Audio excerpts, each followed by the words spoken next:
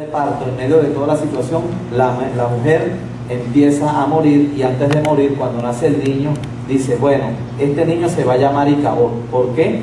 Porque la gloria de Dios se ha ido, ha sido robada. Es decir, el Dios que teníamos aquí nos los llevaron. Ya no contamos con un Dios que nos proteja, porque la esperanza de ellos estaba puesta en el cofre, que es lo que representaba a Dios, en un arca. Allí estaba la esperanza de ellos. Cuando inmediatamente el niño nace, la mujer muere, y pasamos al capítulo 5, que es donde vamos a hablar en esta mañana. ¿Qué pasa después que la gloria de Dios se va? Fíjense ustedes, capítulo 5 dice, estuvo el arca de Jehová en la tierra de los filisteos. Estoy leyendo el 6, disculpen. Dice, capítulo 5, cuando los filisteos capturaron el arca de Dios, la llevaron desde Ebenezer, de donde había sido la batalla, a Asdod. Asdod era una de las 5 ciudades principales de los filisteos. Estaba aproximadamente a 5 kilómetros del mar. Y ellos llevan el arca allá. Dice Charles Spurgeon, ¿verdad? No sé si lo pronuncio bien, Charles Spurgeon, en una de sus predicaciones en la 1342, haciendo una referencia a esto, que con toda seguridad, cuando el pueblo de los filisteos lleva el arca a Asdod, hicieron una celebración, una completa celebración. Hemos derrotado al Dios, imagínense ustedes, de Israel. Hemos vencido, o nuestro Dios ha vencido al Dios que venció a los egipcios. Es decir, nuestro Dios es un Dios súper más poderoso. Yo me imagino a ellos dando gloria, dando loores, rindiéndole todo tipo de tributos a su Dios llamado Dagón. Completa alegría, festividad. Nuestro Dios Dagón ha vencido. Para los filisteos, el pueblo pagano, ellos consideraban que una batalla entre dos naciones era peleada en lo físico por los soldados, pero en lo espiritual se estaba librando entre los dioses de ambos bandos. Y en este caso ganaron los filisteos, por lo tanto ellos consideraban que su Dios Dagón era mucho más fuerte y mucho más poderoso que el Dios de los judíos. Lamentablemente los judíos habían perdido la batalla y también habían perdido su Dios. Lo que para ellos era, digámoslo así, un amuleto de buena suerte, que era el arca, para los filisteos pasó a ser un trofeo. Hemos conquistado un trofeo. Versículo 2 nos dice, y tomaron los filisteos el arca de Dios y la metieron en la casa de Dagón y la pusieron junto a Dagón. Imagínense ustedes lo humillante que tuvo que haber sido para Dios, que su arca, no solamente estaban celebrando la victoria de ellos, sino que el arca fue puesta en el templo de Dagón. El hecho de haber colocado el arca en el templo de Dagón, después de haber hecho una gran fiesta, una gran celebración, estaba indicando traer el arca y colocarla allí a los pies de Dagón. Aquí está, este es tu trofeo, Dagón nuestro Dios, con D minúscula por supuesto. Dagón nuestro Dios, aquí estás, eres el campeón, has vencido y te mereces que este Dios de los judíos o de los israelitas esté a tus pies, porque allí lo colocaron, dando ellos todo tipo de honor y de gloria allí a eso. La humillación que Dios estaba recibiendo. Dios dejó a su pueblo, digamos, a su antojo por cuanto se apartaron de él, pero Dios no iba a permitir que su nombre fuera mancillado y fuera manchado tal cual lo estaban haciendo los filisteos. Vencieron estos, ¿verdad? Y perdieron aquellos por desobedientes, pero yo no voy a permitir que mi nombre sea vituperado y blasfemado. Mi pregunta para ustedes, ¿cómo estamos nosotros llevando nuestra vida cristiana hoy en día? ¿Están las personas no convertidas a Cristo mancillando, hablando mal, dañando el nombre de Dios por nuestra causa? ¿Estamos siendo ejemplos en el sector donde vivimos, en nuestro vecindario? ¿O las otras personas están hablando mal de Dios por culpa nuestra? Otros están celebrando que no somos buenos cristianos y que por lo tanto nuestro Dios no sirve, porque el Dios de ellos sí funciona y ellos son más ejemplos que nosotros. ¿Cuál está siendo tu estilo de vida actualmente ante las personas no convertidas? ¿Cómo te estás comportando? ¿Estás siendo verdaderamente de testimonio? ¿O tú te estás convirtiendo en parte para que otras personas se burlen de nuestro Dios? Que otras personas puedan hablar mal de lo que es el Evangelio. No, el Evangelio, eso no sirve, los evangélicos no sirven. Esos son más mentirosos y más pecadores que uno. Dicen y no hacen, como los fariseos.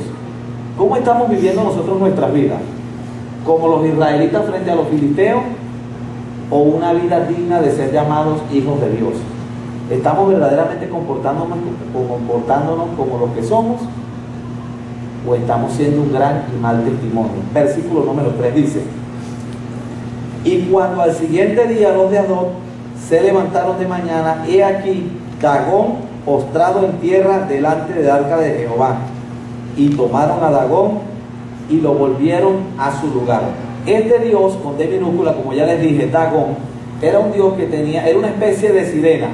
Tenía cuerpo de pescado, las manos, el tronco y la cabeza posiblemente eran de un hombre, quizás de una mujer. Era un dios que ellos adoraban porque decían que era el dios de las cosechas, el dios que les ayudaba a obtener cereales. Otros dicen que también ese mismo dios les ayudaba a que pudieran pescar. Ellos estaban a 5 kilómetros solamente del mar. Es decir, ellos lo consideraban un dios superior a todas las cosas, porque les daba todo lo que ellos necesitaban. Llevan el arca, la colocan allí dándole toda gloria a su Dios y humillando a nuestro Dios, al Dios de los israelitas. Pero resulta que el otro día, cuando vienen, su Dios, dice la Biblia que estaba postrado, versículo 3, estaba postrado ante el arca. Era algo anormal. ¿Qué pasaría? Pudo haber un sismo, pudo haber pasado eso, un sismo de ciertos niveles que ellos no lo sintieron, pero el Dios quizás estaba mal ubicado en su trono y quizás cayó de frente y pudo haber quedado en esa posición. No lo sabemos. Pudo haber pasado, ¿sí o no? ¿Verdad? Pudo haber sido. Bueno, no importa. Los sacerdotes toman a su dios Dagón, nuevamente lo llevan a su lugar. Me imagino que la serenidad y todo lo demás continuaba. Pasa siguiente día, segundo día. Versículo 4 dice: y volviéndose a levantar de mañana el siguiente día, he aquí que Dagón había caído postrado en tierra delante del arca de Jehová. Fíjense ustedes, y la cabeza de Dagón y las 2 palmas de sus manos estaban cortadas sobre el umbral, habiéndole quedado a Dagón el tronco solamente. ¿Sería esto normal? Si antenoche sucedió un sismo, oye, yo no creo que anoche haya pasado algo normal. Solamente unas personas podían entrar al templo donde estaba el dios Dagón, eran los sacerdotes, ellos no habían entrado. ¿Cómo es posible que nuestro Dios aparezca hoy desmembrado completamente, sin cabeza? La cabeza representaba 2 cosas. Número 1, la sabiduría de este Dios no servía para nada. Número 2, cuando se libraban batallas entre reyes, el rey perdedor le cortaban la cabeza. Segundo, las manos. Indicaba que ese Dios no tenía ningún tipo de poder.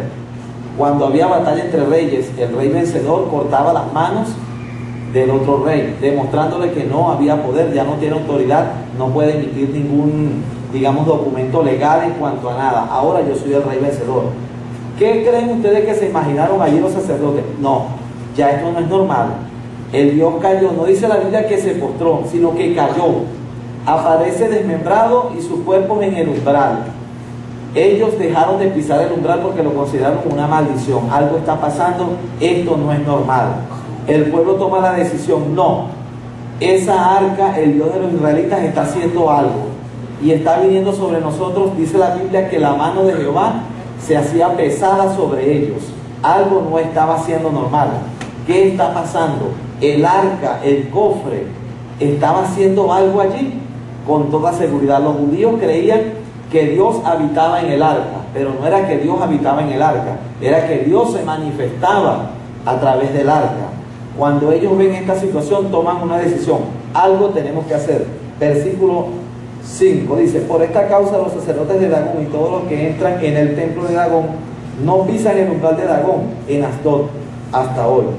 Verso 6: y se agravó la mano de Jehová sobre los de Asdod, y los destruyó y los hirió con tumores en Asdod y en todo su territorio. O sea, no solamente su Dios fue vencido, viene sobre ellos una maldición, tumores. Algunas personas creen que estos tumores pudieron haber sido forúnculos, que posiblemente se alojaban cerca de la región perianal o posiblemente también en las axilas. Yo no sé cómo esta gente podía caminar con tumores allá y de paso con tumores en las axilas, cómo podían hacer las cosas. Y había venido sobre el pueblo toda esta maldición. No era algo normal, no, algo está pasando. Se reúnen, puede ser el arca, aunque quizás no sea, puede ser algo fortuito, porque pudiera también haber sido algo fortuito. Hagamos algo, saquemos el arca de acá. Verso 7 dice: y viendo esto los de Adón dijeron: no quede con nosotros el arca del Dios de Israel, porque su mano es dura sobre nosotros y sobre nuestro Dios Dagón. Verso 8: convocaron pues a todos los príncipes de los filisteos y les dijeron: ¿qué haremos del arca del Dios de Israel? Y ellos respondieron: pásese el arca del Dios de Israel a Gat. Y pasaron allá el arca del Dios de Israel.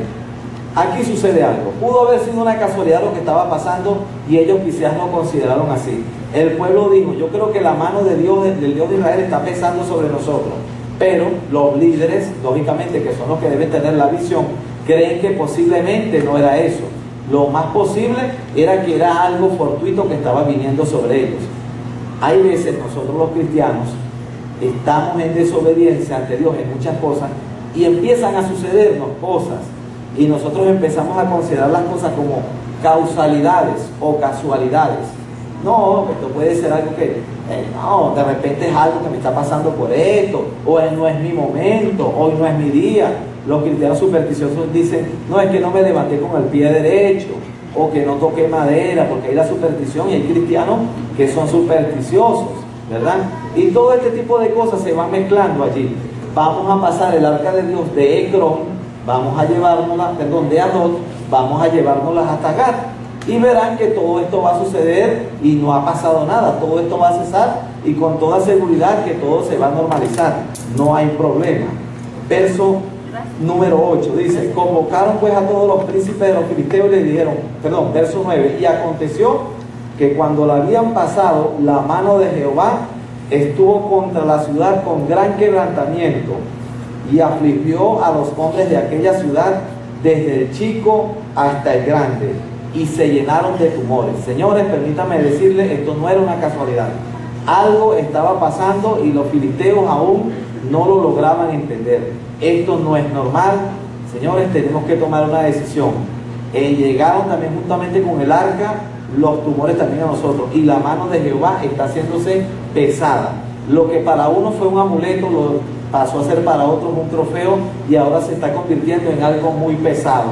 ¿Qué vamos a hacer? ¿Qué solución tomamos? Dice que vino la enfermedad tanto a chicos, niños, como a grandes, adultos, posiblemente a personas de menor posición, como también a personas influyentes en toda Filistea. Había venido esta peste. ¿Qué vamos a hacer? ¿Seguimos luchando o reconocemos? ¿Qué estamos haciendo nosotros a veces cuando el pecado nos está asediando y simplemente cedemos ante el pecado? Cuando sabemos que tenemos un problema oculto, tenemos algún problema en alguna índole, a veces nosotros mismos, aunque no lo creamos, somos idólatras. En este caso los filisteos eran idólatras a su dios Dagón. Pero no solamente se es idólatra a un muñeco, se puede idolatrar a un hijo. Y lo hacía Elí. Prácticamente Elí idolatraba a sus hijos. No tomaba una decisión contra sus hijos. Se puede idolatrar a un vehículo. Se puede ser idólatra a una empresa, a la esposa o al esposo, a las posesiones materiales. No solamente es a un Dios a quien se le puede ser idólatra. ¿Has meditado tú a quién le estás siendo idólatra? Puedes ser idólatra hasta de ti mismo. Lo que llaman narcisismo. Personas que se paran frente al espejo y se ven, o llaman así que es más simpático. ¡Wow! Mire, la musculatura como la mía, cero barriga como yo. Todo ese tipo de situaciones, ¿ves? No tengo nada casi. Todo ese tipo de situaciones. Se puede ser idólatra aún al ego. El ego puede estar allí golpeándote y tú no lo ves. ¿Saben qué le gusta al ser humano? Ser aclamado, ser aplaudido, ser colocado en los mejores puestos. Eso nos gusta a los humanos. Y muchas personas les gusta servirle al ego. Tienen a su ego como un dios. En este caso, los de Gat se estaban viendo que su dios, ¿saben cuál era el dios de los de Gat? No solamente era Dagón, sino también Baal, Baal-Zebub. Los judíos le llamaban a Baal-Zebub el dios de las moscas, o sea, lo tenían en menos. Y para ellos esto también representaba un dios. Estaba demostrando allí en Gat que tanto Baal Zebub, que no tenía un templo, pero ellos le rendían adoración, también estaba siendo derrotado. ¿Por qué? Porque su dios Baal Zebub tampoco les protege a ustedes de la enfermedad y de lo que Dios está trayendo sobre toda esta tierra. ¿Qué decisión tomamos? A veces creemos que el pecado es regional. No, solamente aquí me va a pasar esto, en otro sitio no. Versículo número 10 dice: entonces enviaron el arca de Dios a Ecrón. Nueva decisión, tercer sitio, tercera ciudad importante en Filistea. Y cuando el arca de Dios vino a Ecrón, los ecronitas dieron voces diciendo: han pasado a nosotros el arca del Dios de Israel para matarnos a nosotros y a nuestro pueblo. Empiezan ellos a quejarse. Si en aquellas dos ciudades principales de Filistea sucedió esto, ¿qué no nos va a venir a nosotros? Si aquellos tenían dos dioses fuertes y fueron vencidos por el Dios del arca, ¿qué nos va a venir sobre nosotros? Ellos empezaron, por decirlo así, a hacer una huelga. No queremos aquí esa arca, eso va a venir sobre nosotros con más pesadez que la que ha venido sobre ellos. Algo así, ellos pensaron algo así como Jonás. A Jonás le fue dada una misión: ve y haz esto. Y él dijo: bueno, el Dios que me lo está diciendo aquí, con toda seguridad, no es el Dios que me lo va a decir allá. Me voy a otro sitio y tomo un barco. No hay problema, que allá no me va a pasar nada. A veces creemos que nuestro Dios es un Dios regional, que si me está yendo mal en un sitio, me voy para otro sitio y me va a ir bien. Vivo en pecado, vivo una vida de perdición, de desobediencia, y creo que solamente por el hecho de mudarme de trabajo o de sitio de donde vivo me va a empezar a ir bien. Permítame decirles que no. Nuestro Dios no es un Dios regional, es un Dios soberano. Un Dios que en donde tú estés, Él va a demostrar su soberanía, y la empieza a demostrar también aquí en Gad. Nuestro Dios no es un Dios que va a funcionar en un sitio y es que mi mano no llega hasta allá. Mi mano ya no tiene tanto poder, no tiene mi brazo no es tan largo. Mire, Dios en su soberanía puede hacer y determinar lo que Él quiere, aunque nosotros a veces creemos que nuestro Dios es un Dios limitado. Dice, verso 11: y enviaron y reunieron a todos los príncipes de los filisteos diciendo: enviad el arca del Dios de Israel y vuélvase a su lugar, y no nos mate a nosotros ni a nuestro pueblo, porque había consternación de muerte en toda la ciudad y la mano de Dios se había agravado allí. Hasta este momento no se había utilizado el término agravado allí, ni se había hablado de muerte. Aquí empieza a hablarse de muerte. Es decir, Dios les estaba demostrando a ellos que mientras más renuentes eran a creer que algo estaba sucediendo, que algo estaba haciendo Dios, en ese mismo instante Dios empieza a decirle: siguen sin creer que soy yo el Dios del arca el que está haciendo algo. Entonces viene muerte ahora sobre ustedes. Y eso estaba viniendo, estaba cayendo sobre todos, y había gran consternación en el pueblo. Lo que me llama la atención a mí es qué estaba haciendo el pueblo de Israel. Habían pasado ya meses de esto. El pueblo de Israel no había preparado una batalla, no tenía la menor idea, ni se les ocurría cómo ir a recuperar el arca. Porque a veces nosotros creemos que podemos hacer las cosas solos, pero Dios aquí está demostrando que Él no necesita de nadie para llevar a cabo sus actos. Y Dios, estando allí el arca, Dios estaba defendiendo su nombre y defendiendo también su dignidad. A mí no me van a humillar. Humillaron al pueblo por ser desobediente, conmigo eso no va a suceder. Dios estaba humillando a los dioses de ellos, y aparte también los estaba humillando a todos ellos con todas esas enfermedades que estaban viniendo. Alguien dijo que pudo haber sido la peste bubónica, que se transmite a través de las pulgas que cortan las ratas y los ratones, lo que estaba viniendo sobre todos ellos. Pero ellos no se daban cuenta de eso. Desobediencia total, ¿para qué interesarnos? Pero sí empezaron a mostrar algo: el Dios de Israel. Y estaban diciendo: el Dios de Israel está trayendo esto. Los de Gad fueron más inteligentes que los de Asdod, porque dijeron: no, es el arca, hay algo allí, algo está sucediendo. Y ellos empiezan a notar y dicen: definitivamente el Dios de los israelitas está trayendo sobre nosotros todas estas calamidades. Dios no es un Dios que está pendiente de castigar a nadie. ¿Ustedes sabían eso? Hay gente que cree que Dios es un Dios castigador. No, Dios te va a castigar. Dios no castiga a nadie. El mismo peso del pecado viene sobre la persona. No hay necesidad que Dios esté pendiente de castigarte. Las consecuencias van a venir. No, que no importa si yo adultero. Y tú puedes adulterar, ¿cuál es el problema? Bueno, hay un detalle. Cuando tú adulteras, tú estás cortando la bendición de Dios sobre tu vida. Y eso te va a traer consecuencias. Y van a llegar las consecuencias, hasta de enfermedades de transmisión sexual. Va a haber cualquier tipo de consecuencias. El detalle está, si nosotros mantenemos una vida digna, íntegra en la presencia de Dios, como la tuvo Samuel, nada nos va a venir. Las pruebas, ellas van a llegar. La Biblia es clara, van a venir pruebas. ¿O es que ustedes creen que sobre el apóstol Pablo no vinieron pruebas? Y uno dice, wow, pero ¿por qué a Pablo lo apedrean en Listra? ¿Por qué sucede esto? Dios no permitía.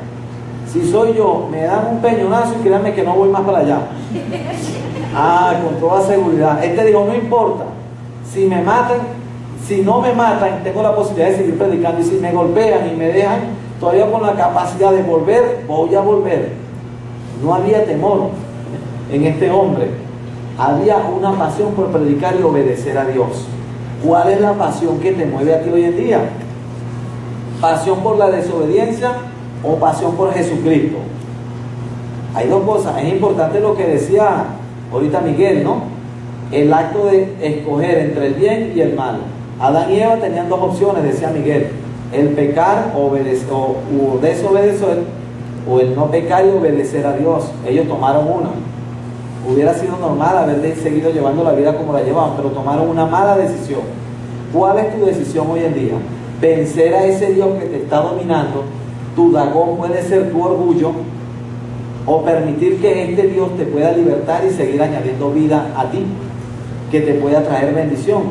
Porque a veces aceptamos a Jesucristo en nuestra vida, pero no le damos el primer lugar, sino que no, yo soy cristiano, pero el primer lugar en mi vida no lo ocupa Cristo. Hay otras cosas. Para los filisteos su Dagón lo representaba todo.